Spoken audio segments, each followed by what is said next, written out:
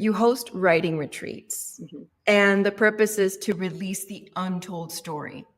Now, you don't have to give me details because I understand privacy and things like that. But did you ever come across an untold story that just knocked you off your ass? Dude, you have no idea. You have no idea. Every single time, no idea. And I think I can disclose, the ambiguities without getting into the specifics. But I'll tell you, most recently, I had a guest, and she is one of the Jeffrey Epstein trafficking victims and part of the class action suit. And she has a hell of a story. And there's details of that nobody knows. And that's the thing about holding space for untold stories is it's usually things that people have never shared with anyone before. Prior to that, I had a woman come who was abused by a priest in her church. I've had people come because I'm a trauma-informed writing coach, because I write about trauma in my own work. A lot of the more difficult things, a lot of the more secretive and untold stories are related somehow, some way to trauma. But even so, like, the power of the things that people are sharing is completely mind-blowing. And then we don't just come and do a bunch of writing. It's not like this like therapeutic thing that's happening. It's like writing. And then because I'm a holistic health professor, it's like, what are we doing to support everything? What are we doing to support our nervous system? What are we doing to create that emotional regulation? What are we doing to have joy and fun while we're together? And so the experience is not just this heavy therapeutic situation. It's like also we're swimming and walking and riding bikes and going out for really good food and laughing and creating rituals. There's usually all different rituals that are integrated into the time together so that people are letting go of things and opening up that space for creativity, for transmutation, for taking the pain and making purpose and art out of it. So yes, stories like you wouldn't even believe. Wow. Yeah. That sounds really nice. Just incorporating it with all of those being well, just feeling it to heal it, but also integrating it and finding joy even in the darkest spaces of our lives. I think trauma is super powerful. Like when you can get to that place that you've overcome it, it's no longer this something that takes from you, but something that gives you a big platform. And the bigger the trauma, the bigger that platform. My relationship to trauma, it has changed so much in the last few years after my book came out. And then I just wrote a second book, and then I've been doing the retreats. I don't even see it in this black and white way anymore of like happy things that happen, bad things that happen. Like it's not polarized for me in that way anymore at all. It's literally like some kind of energetic thing that comes into the system, and that unprocessed causes dysregulation, but processed expands our capacity for power. Like we're able to hold that and process that. There's such an expansion and strength and resilience in that I no longer have this simple black and white perception of the things that happen to us. Yeah. It's hard to get to that place though. You eventually get to it, hopefully. So I think you get to it when you it's because we push against it. It wouldn't be so hard if everybody wasn't pushing against it and encouraging other people to push against it.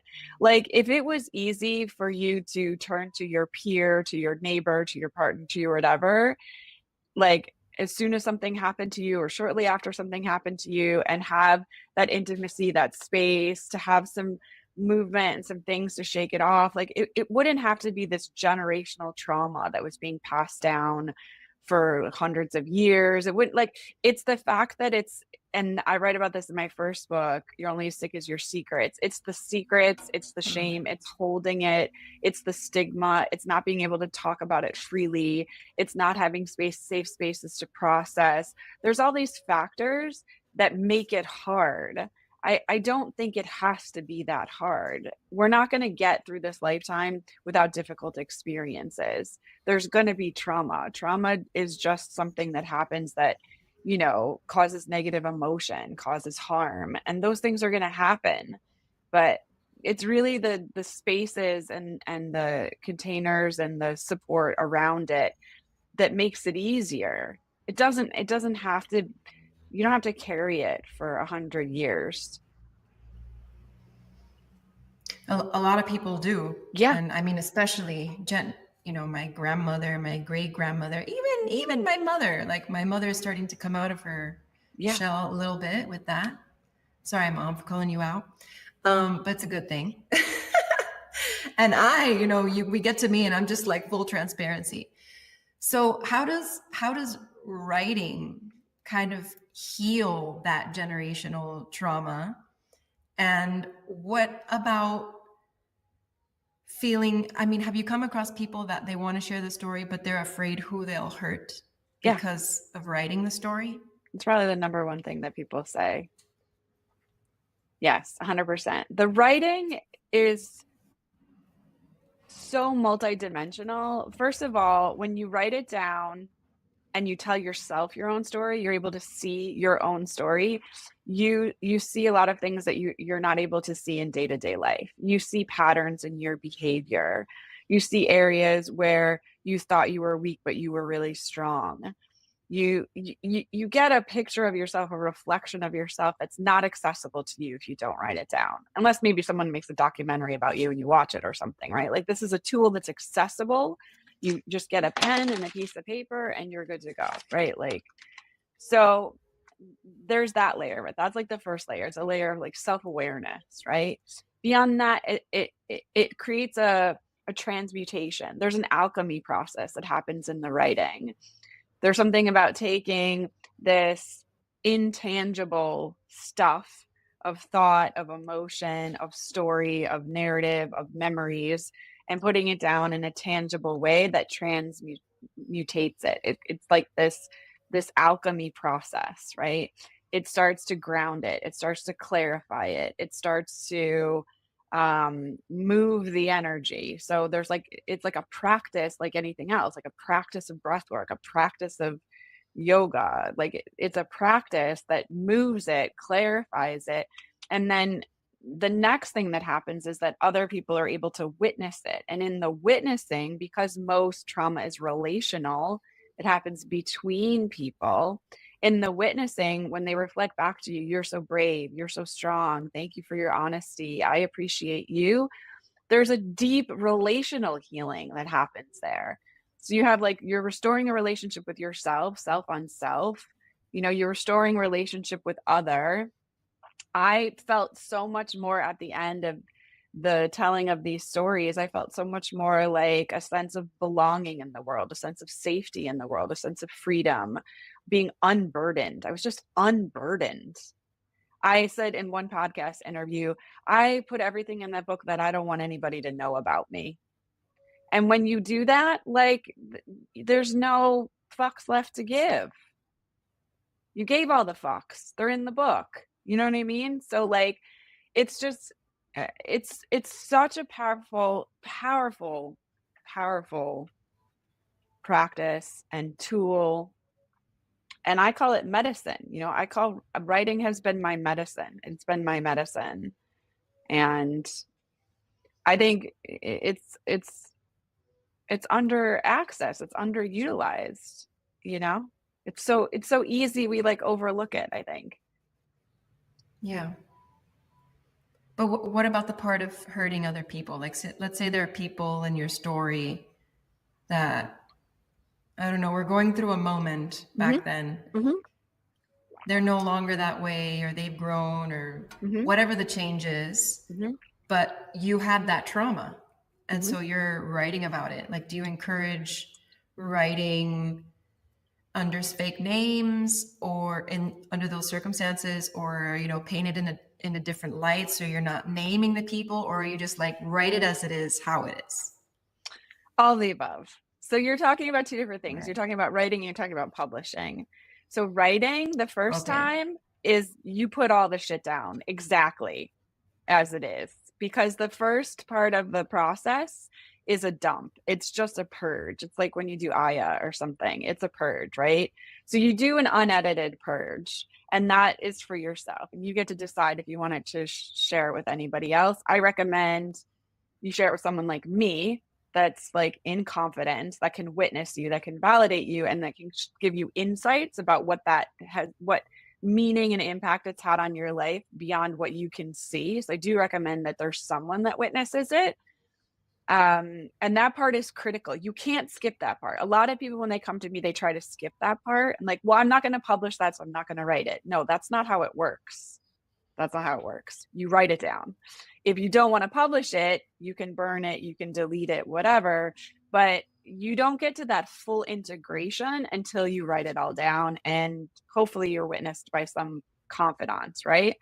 Then you move into the publishing process. The whole publishing process, that's a totally different animal. When you're starting to have those conversations about publishing, then you're starting to explore like, do I need to write under a pseudonym? Do I need to give this to the person to get their permission to say it? Do I need to let them know I'm writing about them? Like you start to navigate a totally different terrain.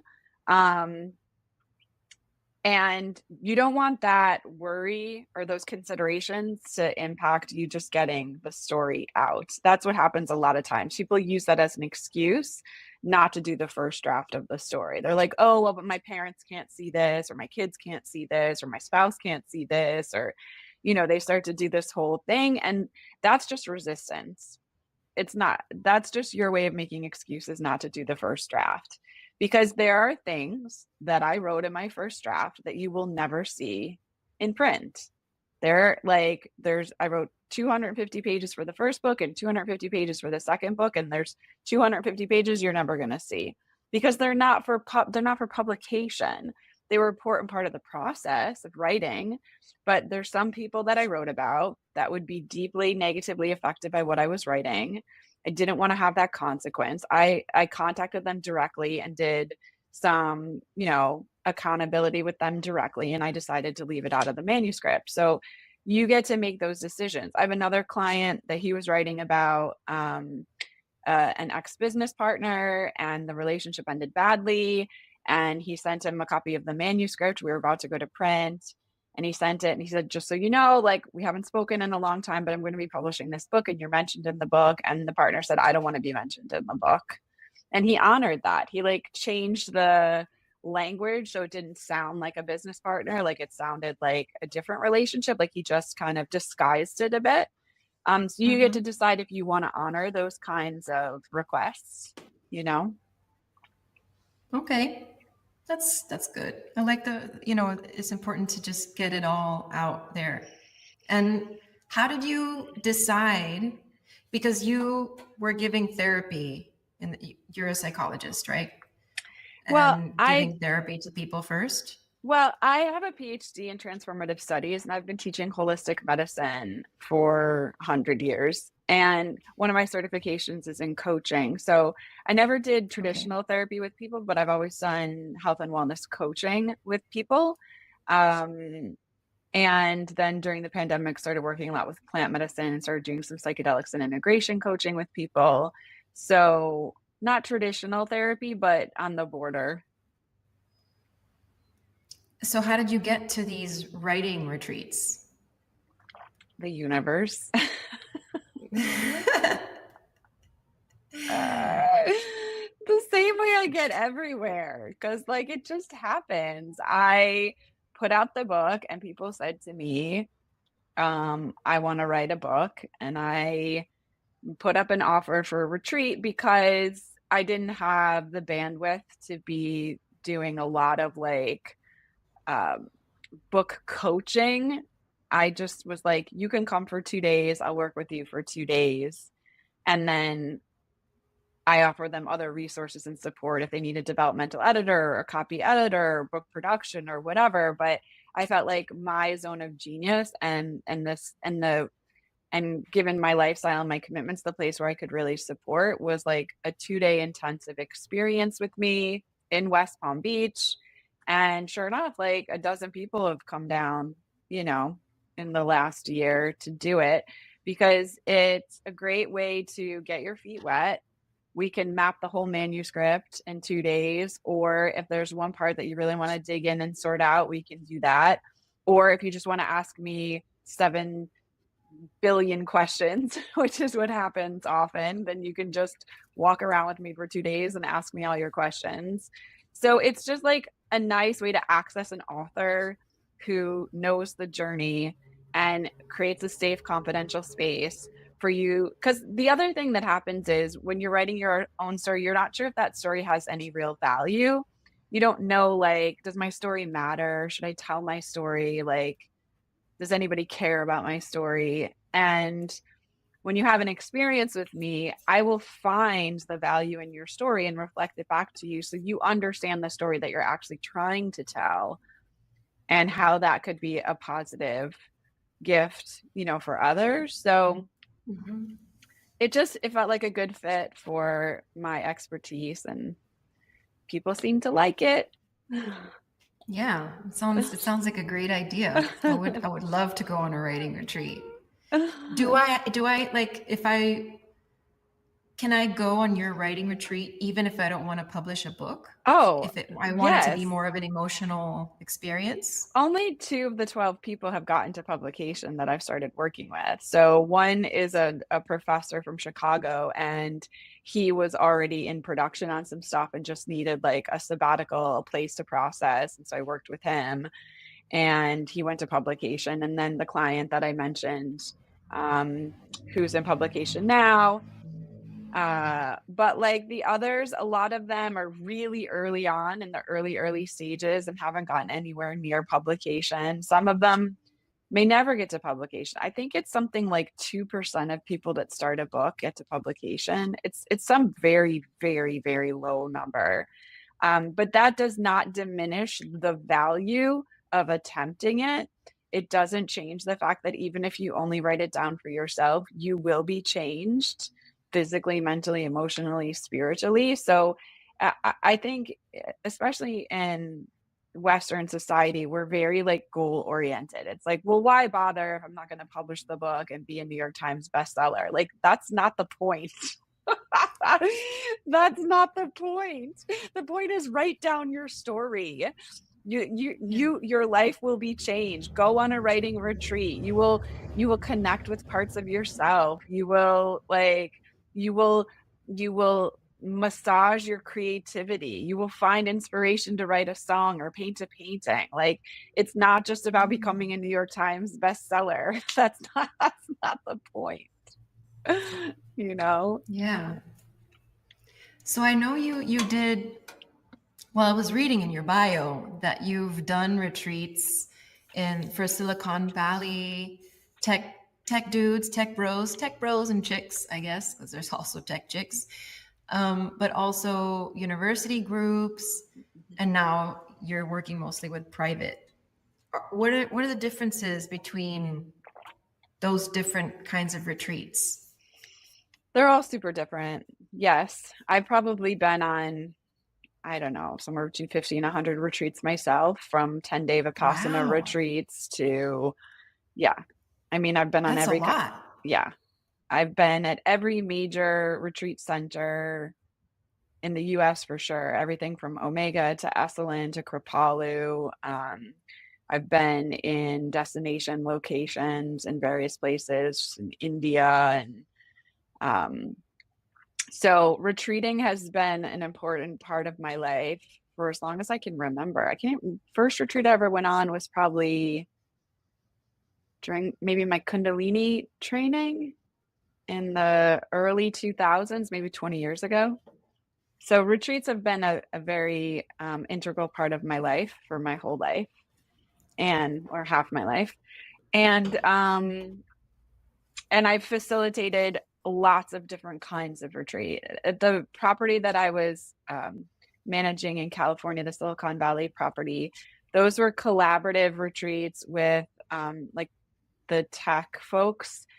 Like, I would co-create an experience for their teams where they could do the things that they needed to do, and then they could also have a retreat experience at the same time. So They would stay for anywhere from 2 to 5 days, and they would have certain meetings and certain things that they needed to accomplish, but when they weren't in their meetings, we would be hiking, or we would be in the spa, or we would be with the chef learning how to cook something. Like, we would customize for them. And then we had some groups that were coming through where I just created a whole curriculum and took them through the curriculum. So yeah, my retreat knowledge is pretty significant. Good. That's why you're here, so we can, get all of that wisdom. Yeah, it's pretty significant. I think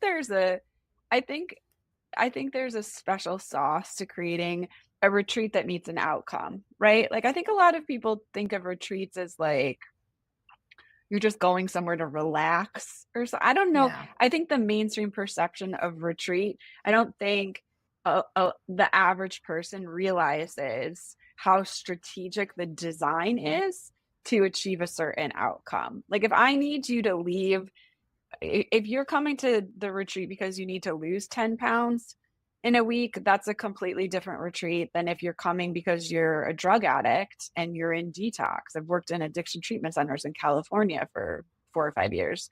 It's a completely different retreat if you are in a deep spiritual practice with deep existential questions and you're looking to reignite your spiritual connection. I mean, these are all very different intentions, different designs, and different outcomes. And someone who is really adept at retreat design, retreat facilitation, um, that's like a very specific skill set. It's very different depending on who you're designing for and what you're designing, if that makes sense. Mm-hmm. And you also help with retreat design. Yeah, right? for That's one sure. of your services. I'm doing it right now. So the client that published the book, as part of the book launch, wants to do a retreat. So we've rented a venue in Costa Rica. We brought in 2 facilitators. I'm playing the role of project manager on this specific project, in terms of guiding the conversations around curriculum, around logistics, and how it integrates with the book launch. So I've worn different hats. This current project that I'm on, I'm sort of wearing project management hat. And how do you decide, or how do you choose facilitators for these events? For this one specifically, my client had been at a different event and had met these facilitators and really liked them and wanted to co-create something with them. So that's how we found these facilitators. They're also really phenomenal facilitators. Previously, I would bring in people that I knew from my network, that I had attended something with them, or I knew the quality of their work, and I would invite them to teach something or participate in some way. I really value my network, meaning all the humans that I've collected over the last 25 years that are doing all the practices that I think are very transformative. I keep them pretty close. And when I see an opportunity where I think they might be a good fit, I'm quick to kind of pull them in and teach something or facilitate something. So that's usually what I do. Okay. Yeah. Yeah, the network, it's who you know, not just in Miami, but everywhere. Globally. Yeah, globally. Yeah. Yeah. So I saw that you also handled a lot of operations, sales, and marketing, which is, I think, where a lot of us get stuck, because, we bring the Shakti, like the essence, the energy, the vibe, but then we forget about the stuff that happens on the back side, promoting it, operating it, making sure. Like yesterday I was talking to Laura Burkhart, who one of my teachers, and she's like, yeah, the biggest thing is managing people, making sure that John is not pulling Sally's hair. And that's what she said? So, yeah. She's really funny. She's hilarious. So, But what do you find to be the most challenging when it comes to operating a retreat and making sure that it runs smoothly? My first thought is I don't think it's difficult, but probably that's because I did it so many times. That was like my initial thought was like, it's not hard. um, if I have to dig deeper into my past, I think it was just like fear of the unknown, like and not having enough experience knowing if people were going to have the experience that I wanted them to have. And so I had to make a lot of mistakes. You know, one of the things that I highly recommend before you create, especially a high ticket retreat offer, is to get 10 people you know to go through it in a beta test and to give you really critical feedback about what's working and what's not working because you don't know. You have a lot of assumptions when you first start doing this stuff. You have a lot of assumptions. And until you test it, like today when we're trying to get on this call and you said, everybody has tech problems, and I didn't have tech problems. But like if 8 out of 10 people have tech problems, you have a problem. It's your problem, right? So if you're creating a retreat and 8 out of 10 people are like, I hate the food, it's your problem. It's like you need to solve that. So you don't know until you know, but like now I know. So I have a much better understanding of what's going to make people happy and unhappy, of what's going to create the experience that I want them to have. And also it's really, really easy for me to sell this stuff now. It's so easy. I Oh, think tell me about it. How do you it's sell it? so easy now. Because if you understand the value of what you're creating and you understand the need of the person that you're talking to, it's a no-brainer. Like if you and I are hanging out and you're like, Gabby, I have a headache, and I'm like, Krystal, I have Advil in my purse. You want Advil? You're like, yes, please. And then I give you the Advil. That's sales. That's sales. Like if you're able to solve something for somebody really easy and really quickly, then there's no drama in the sales process. It's when you're like making a whole situation and like overcomplicating and making landing pages that are 10 feet long and like, what are you doing? What are you doing? Did you create something like aspirin that's going to help someone pretty quickly and pretty easily? If you did, then that's all you need to tell them. And if you're in integrity and you have a reputation that matches the offer, you're going to be fine. Everything's going to be fine. We've gotten into this whole weird, I don't know what we're doing with sales. I don't know what we're doing. I've never had a problem selling a retreat ever because it makes sense. Like what I'm offering, it just makes sense, and it's not hard for people to say yes or no. I think when you have misalignment, like if my retreat costs $1,000 a day, which is what I charged for the retreats in California, if I was trying to sell that to the people that like lived in downtown and are like can't make ends meet, they're not going to spend $1,000 a day to come on retreat. But I didn't go there. I went on to Page Hill Road. I went to the big tech firms. They have tens of thousands, hundreds of thousands of dollars to spend on offsite meetings. And I was like, I have this place. We do offsite meetings. And they're like, great. And they just made a booking. So it's like, I guess maybe if you don't understand the market, you don't understand the clients, you don't understand the offer, if you don't understand what's going on, I think maybe sales is going to be a lot of drama, but it's not supposed to be. It's sales is not supposed to be difficult.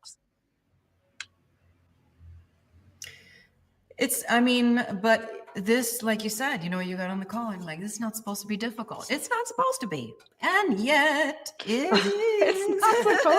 it's not supposed to be. So, clearly you have business savvy, you have that going for you. I think a lot of people who run retreats don't. They're either very talented in yoga, or they're very talented in meditation, or they're very talented in some other way. And this is the way where it's like, it just feels like quantum physics. Correct. So if maybe you could give us an example or Mhm. maybe two if you have room. So that same example that you gave, like somebody has a headache and you're like, yeah, I have an edible in my purse. Do you want it? Yes, there you go. That's sales. What does that look like for a retreat? Yeah, so with the property, for example, that I had in California, it for like 25 years or something that it had kept turning over, like different owners had kept like changing hands and like nobody could make it profitable. And I was just like, I walked in and I looked around and I assessed what was there. And then I looked at everything that was within an hour driving distance from me, whether it was a place you could rent for a retreat or a place that was offering retreats. I looked and I went and I visited the locations and I looked at the offers and I looked at the prices. I looked at the clients that were coming. So for me, like that's called market research in business. I did market research for about 3 months. And the owner had wanted to go B2C, meaning business to consumer, meaning like people fly in from all over to come to these retreats. And based on the research that I did, I was like, this is a terrible idea. This hasn't worked in the past. It's not going to work now. And I went down and I talked to companies and I knew that there was hundreds of companies in my neighborhood. I knew for a fact that they were doing offsite meetings based on my research. And I knew there was really nowhere for them to go. There was like one other venue that was our competitor, but it was an hour and a half away. And I knew that it was the Advil. It was just the Advil. It was like they need some place to go and I have the Mm-hmm. place for them to go. So like eh, that so it's like the thing about a retreat business is that if you're charging people to come on a retreat, then you have a retreat business. It's a business, right? It's a business. I It don't is know a how to business. say it any more clearly. If you don't have any business skills, you're gonna suck. Like you just are. Because if it'd be like if you didn't have medical skills and then you tried to operate on someone, you would not do a good job. Or if the pipes were clogged in your house and you were not a plumber and you tried to unclog your own pipes. Like if you don't have the skills, you're not going to be good at this. So you need to either partner with someone like me who has the skills and who takes a percentage of the sales or however the thing is organized, or you need to learn. You need to learn business and marketing and sales and operations. But like, you can't run a business without somebody knowing how to run a business. And all these things that I'm describing, from market research to product market fit to co-creating proposals that meet their needs, to understanding the value, to pricing, like this is all business knowledge and somebody has to have it. And if it's not you, then you need a partner who has that knowledge, or you need to take it. Probably took me a year or two to kind of really, well, maybe a little bit longer, maybe 4 or 5 years. It took some time until I really understood retreats as a business, like really understood all the different aspects of that. So either learn those things or find a great partner that knows those things. That's a great alternative, to find someone else instead of feeling like you need to overwhelm yourself. If you don't want to, I mean, if you want to, great. But if you don't want to, partnering partnering is good. And I'm thinking I want to ask you about that because lots of people run retreats by themselves, and it's so and so's retreat, person A's retreat, person B's retreat. I've run about four of them with my husband Israel in the past, but I'm feeling now like I want to get back into retreats, which is the purpose of this channel, to eventually get to my retreat house on a huge permaculture property that sleeps at least 15 people, and it's in the jungle. I'm just putting it out there, manifesting it to the universe as we chat. But um, I'm noticing more and more retreats where there's like a coming together. So, what is your experience with running retreats by yourself versus running retreats in a community with other people? Yeah, there's a lot of different roles. Like even in the vision that you're describing, Um, like what you described takes at least half a dozen people to manage. What you just said to me is your dream vision. You need at least half a dozen people to manage that. You have property management needs, which are 24/7, especially if it's a big permaculture property. You'll need somebody working on the property at all times, right? If you're maintaining accommodations there, like someone that understands hospitality, that may or may not be you, but someone that understands hospitality and knows how to host people and can make sure that they're fed and make sure that they're taken care of. And then you need someone with all the operations knowledge, like is the property insured, and like are you protected, and are there waivers, and are all the these kind. And then the curriculum person, like what are they doing when they're there? Does that the curriculum person know yoga? Do they know breath work? Do they know that? So like what you're describing, I think we kind of underestimate, and then there's like the getting people there. So who made the website, and who's taking the bookings, and who's collecting the money, and who's giving the refunds if the thing gets canceled. And you're talking about like half a dozen roles that are like roles that you could go and get at a retreat center. Like you could apply for the job of general manager. You could apply for the job of, property manager on a property. These are like roles, right? So I think we kind of underestimate the responsibilities of like a project like that. And I've played some more significantly than others, but I've played all of those different roles at some point. So I kind of understand what you need to have in terms of your character and your skill set and all these things in order to play in those roles. And I've co-created, like in terms of community, I've been in roles like at Chosen and Sebastian, where I was just like volunteering to support. And there was all kinds of management staff, and there was all kinds of property staff. I've been in roles where I'm the director and I'm the boss of everybody. Um, I've been in roles where I come in for a fee and I teach something, and then I leave and I go home. So I've interacted with teams in a lot of different ways. And the retreat is only as good as the leadership of the team. Like if the person leading it is wacky and they don't know what's going on, then you're going to have, like you said, Tom pulling Debbie's hair or whatever. Like it's only as good as the leadership. The leadership has to, like, when I was the director, I would print out the names and the bios of my guests that were coming. I would give them to my staff. My staff would know the names of the people before they walked in the door.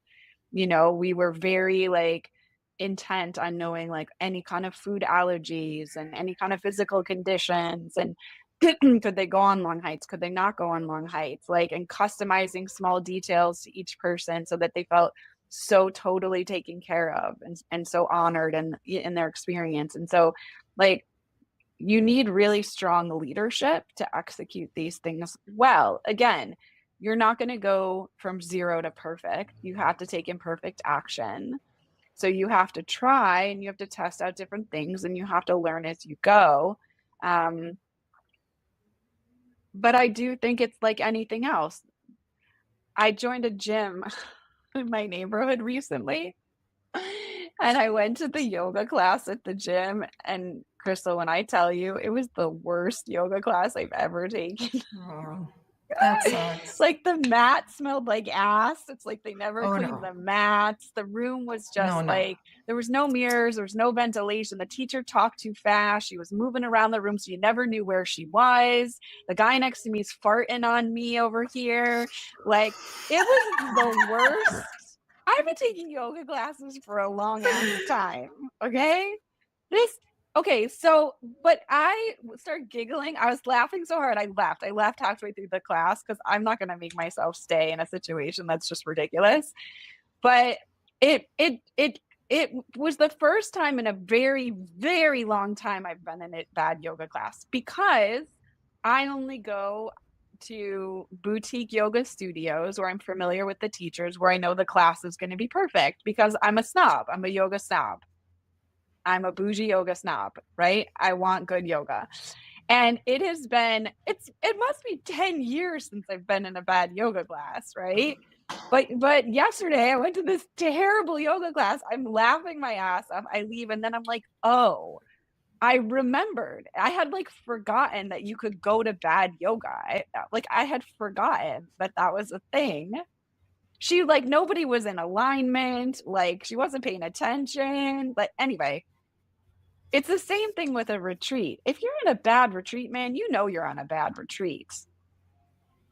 There's good retreats and there's bad retreats. And it's not necessarily the dollar amount. Like my local yoga studio that has the best teachers in West Palm Beach, I can get a class on there on ClassPass for $10. It's not necessarily the dollar. It's just the quality of the curation. It's the quality of the facilitators. It's the quality of the property. Yeah. It's just a quality thing. And you can make bad retreats. Yes, Just you like you can. can make good retreats. Yes. And on that note, let's talk about the difference between, a regular retreat and then luxury, because I think quality and intention is definitely, key in that. Yeah. But what do you think? Well, I think you can get a good quality thing cheap or expensive. Okay. So, for example, let's say there's a local farmer's market and it's someone that's always just bringing out the like most amazing fruit from their little whatever, from their little farm that they have. Quality could be exceptional and the price could be low, right? So you can have that. That's like an analogy for anywhere, anytime.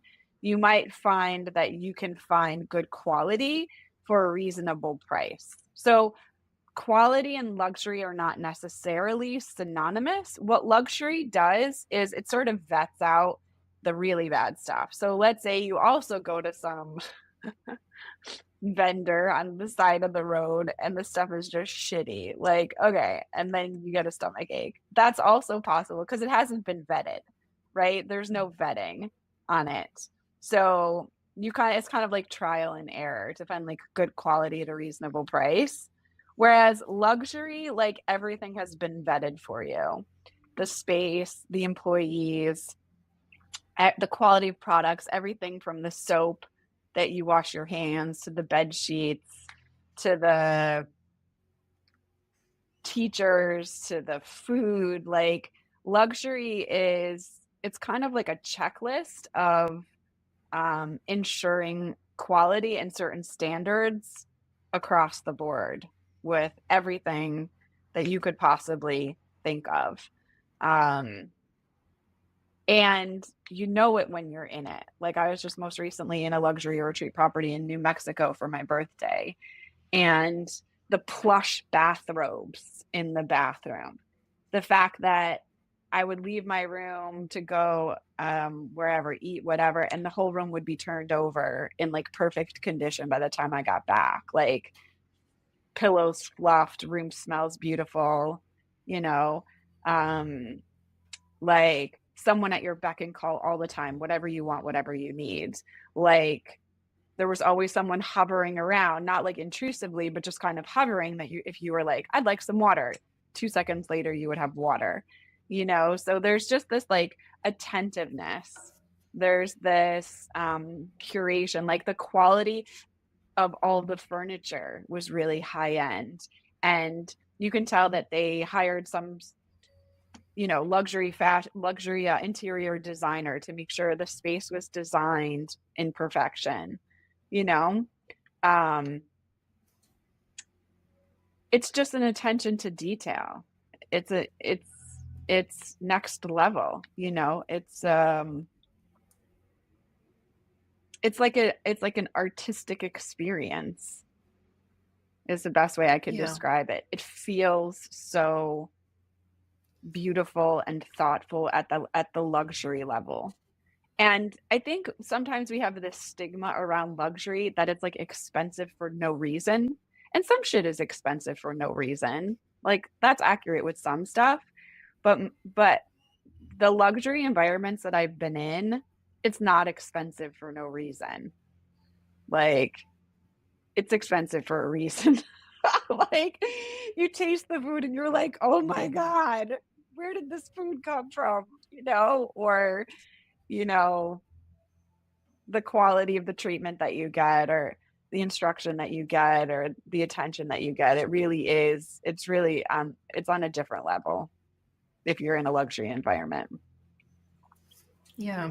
I mean, on the note of the food, I don't know if I ever told you this, but I make damn good banana bread. Like I'm pretty put anybody in front of me and my banana bread will beat their banana bread. I'll put money on it. I'll put money on it. But the reason that I believe that, other than the love that I put into it, are the ingredients that I use. And those ingredients are not cheap. Yes. They're not cheap. So I can't, even if I wanted to sell it for like $10, I couldn't, even if I wanted to, because it doesn't cost that to make it. And, specifically with food, I get into it a lot with people because they're like, oh, organic food is so expensive, or like good food costs that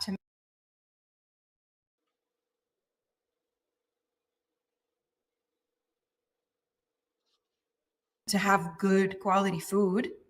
I don't like that part about it, but I know that behind one piece of fruit, there are machines and pesticides and, nothing, no intention, no love. And then on the other side, you have like people and human hands and time and quality, and it does taste different. It does taste different. Totally different. It does have different benefits when you ingest it in your body. And it, like, energetically, all of those things do make a difference, but you got to pay the people that are picking it by hand and doing it by hand, and no organic, no pesticides, which means they need to figure out different ways and all that. It costs more. So I think, yeah, that luxury costs more for a reason. It does. Right. And I like how you mentioned how the benefit of the organic banana bread is totally different than some shit you buy, I don't know, with preservatives and whatever. Like, I mean, one thing that I've always done in my mentoring with people in the wellness profession tend to be like underpricing stuff, and like there's like weird money mindset and stuff with a lot of people in our space.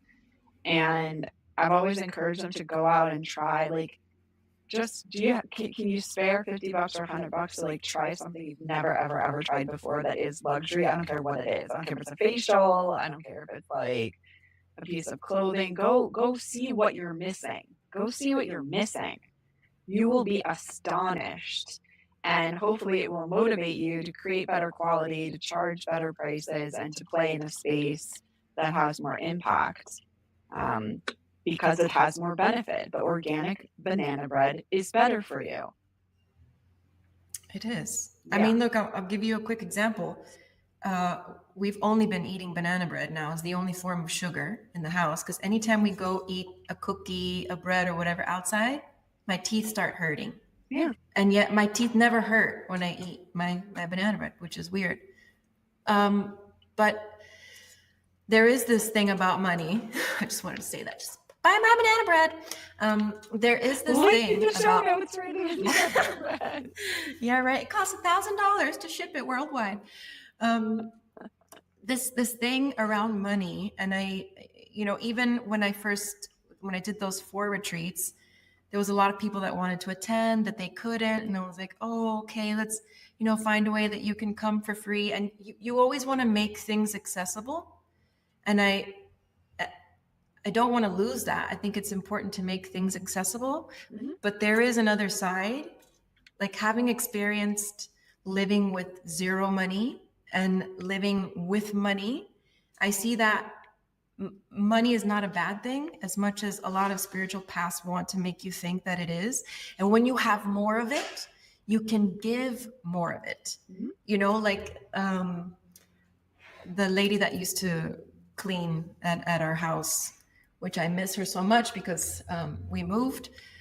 But when I was making more, I was able to give her more. So it's not just like, oh, me getting richer, but it's like I'm receiving this abundance and I'm saying, you know what? You're doing an amazing job. Your quality is incredible. I'm going to pay you more to, give you that worth. And so you asking for more, making more, is making the world around you better. If you are in fact the kind of person that is spiritual, kind, loving, giving, if you have all of those attributes, that with money is like, it's amazing for everyone around you, right? I don't know what people's money drama is, man. I like money. I've always liked money. I don't know what the drama is. Like, I don't like the thing is, like, the people that say that they can't afford it, there's people that can't afford it, and then there's people that are just saying that they can't afford it. And those same people are also like shopping on Amazon and buying $5 lattes and something, right? Like, and then there's the people that actually have no money. There's the people that are actually impoverished, right? And the people who can afford to pay create leftover resources to scholarship people that actually can't pay. But I don't think that that's what's going on. I think with a lot of these services, like healing, retreat, wellness, all this stuff, I think we've kind of lumped it into this category of like women's work, where like you expect the woman to do all this shit and not be compensated for it. Like you expect her to take care of the kids and clean the house and drop off and pick up and do tutoring and laundry. You just expect her to do all these things for free because that's the way we set up society. And I think that a lot of this kind of like healing, nurturing, I think a lot of it has kind of like slid over into this like, well, why should I have to pay for that? And it's like, what do you mean? And then everybody offers free yoga in the park, and then the whole thing. I think the whole thing is really sloppy, and I think it undermines like providing an experience that's really valued and that you're well compensated for. So I think the whole thing is really messy. I don't play that game anymore. Like, there's no games to be played for me in that whole situation. Like, I know the value of what I'm offering to you. And if you're looking to invest in a transformative experience, like even with the writing retreats, if you tell me, like, oh, Gabby, I can't pay for the writing retreat, great. There are gazillions of things online that you can Google. I have a blog. I've done 60 blog posts. Read the blog posts. Google how to write a book. Like, there's plenty of resources that are available to you. If you're going to work with me, it's going to be an investment, and I guarantee the results of that investment because I know. Because I'm a doctor of transformation and I've been doing this for 25 years. So I'm very confident in what I'm giving you and the value of what I'm giving you and how that's going to impact your life. And so, yeah, I don't play those games anymore. I just don't. And I think it's just like you need to have a certain kind of money health, a financial health and well-being in the same way that you need to be healthy in other areas of your life. And that means not avoiding looking at your finances, knowing what your finances are, being mindful about it, like dedicating time and energy to it. Like it's just part of having a healthy life, I think. Yeah. I saw this short like 2 days ago from Cody Sanchez. Mm-hmm. Anyway, Cody Sanchez. So she's talking about a mentor that she went on a walk with, and he's like, yeah, do you know how much money you have right now? And she's like, no, I have to check. And then he asked her, do you know how much money you're spending? And she's like, I'd have to check. And so I asked myself the same question, and I'm like, yeah, I think I kind of, and then I was like, no, I'm not doing that anymore. And his quote to her was, money is a cruel mistress. If you don't look at her, she will leave you. And I thought, wow, it's kind of true. You know, when you neglect your money, you come back to your account and you're like, oh, what's this? What's this? What's this? You see all these, what's this? But if you're looking at it every single day, which I had, started to, okay, I'm going to do this every single day. Every single day is anytime you ask me, how much do you have? This is how much I have. How much are you spending? This is how much I'm spending. And nurturing it, like you said, just like you would your body, just like you would your brain, just like you would relationships, like realizing that it is an energy that right now is what we use as currency, or one form of currency. Mm-hmm. And it's important for wellness. Yeah. That kind of went one way, but I think it's important to talk about those things, really, especially in this space. Well, if you're running a retreat business, you better know what the hell's going on with your money, my friend. Like, you better know what's going on with your money if you're trying to run a retreat business. You better do projections. You better do a budget. You better know how much you better know that the tickets that are coming in and the things you're paying out, that you're going to have a profit. Like, or what are you doing? What are you doing? You know? Amen. I hope. So we're coming up on the hour. So I don't know. Let's kind of we talked about a lot of stuff already, but well, tell me more about your thing. Wait, no, I want to hear tell me the vision of the channel and the goals of the channel and what you're trying to manifest. Why are you doing these interviews, and how does my interview fit into that? Thank you for providing me a platform. So this channel happened because I've been saying for the longest time, I just have this vision of having, like I told you, a big retreat house on a permaculture property in the jungle somewhere. It sleeps at least 15 people in different cabañas, and, you know, hire people from the local, just very community oriented. There's events, there's workshops, there's retreats, and it's just a space where people can come and learn, not to just escape, but learn to live the retreat. And so this is a vision that I've had. And oftentimes we have this vision and we don't realize that the little things that we're doing in our day-to-day are not supporting that vision. Agree. So I'm like, okay, I need to remember that is my goal. That is my goal. So everything I do around here needs to support that goal in some way. And so Israel, my husband, he's very smart, lots of bright ideas. He's the vision, I'm the activator, you know? So he's like, make a channel, talk to all these different people that know, people that have done it, people that have experience in different areas, whether hosting or they have a property or they've been in the marketing or they do accounting for a retreat, because you need to know every single aspect of what it takes to make this happen before, or you're going to have a piece of property that no one's ever going to go to, and it's a money pit, and you're going to like, yay for Israel. Yeah. So that's what this channel is about. And I figured, you know, why not? So the stuff I'm saying with you resonates because it's like aligned with your goal of trying to know what you don't know so that you can approach this in the most, like, set yourself up for success. Yeah, I mean, not just myself, but other people who have this dream, because imagine the world would be a better place, I think, if more people wanted to create retreats or retreat houses, because even though they're all different, like you mentioned earlier, there is one thing that brings it all together, which is space, connection to self, authenticity, connection to others, connection to nature, maybe, if you happen to be.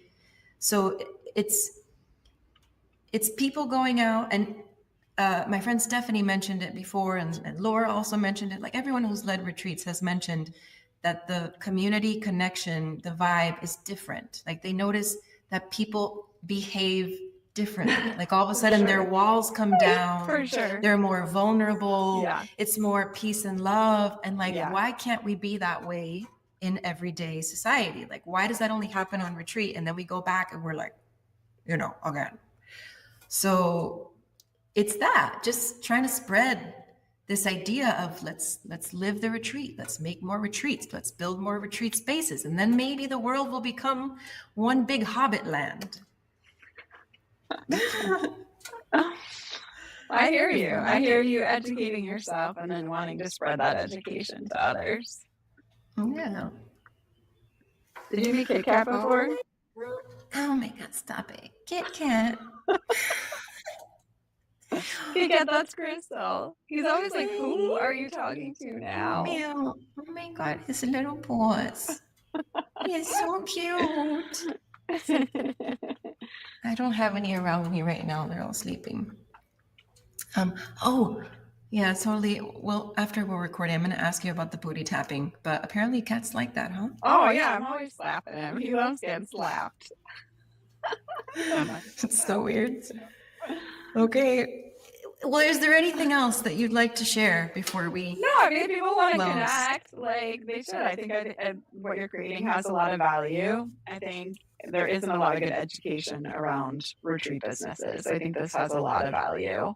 And I think, collectively, all the people you're interviewing are going to be able to fill in all those gaps. So I think it's great. I think it's really interesting. Um, yeah, happy to connect with people if they want. If you go to my website, you can click on free discovery calls and talk to me for 15 minutes. Yeah. Call Gabby, talk to Gabby. Even if you just want to say hello, she's fun. Yeah. If you couldn't tell. All right. Okay, Gabby, thank you so much for being here and sharing all of your wisdom with me and us. Om Shanti Shanti. Okay.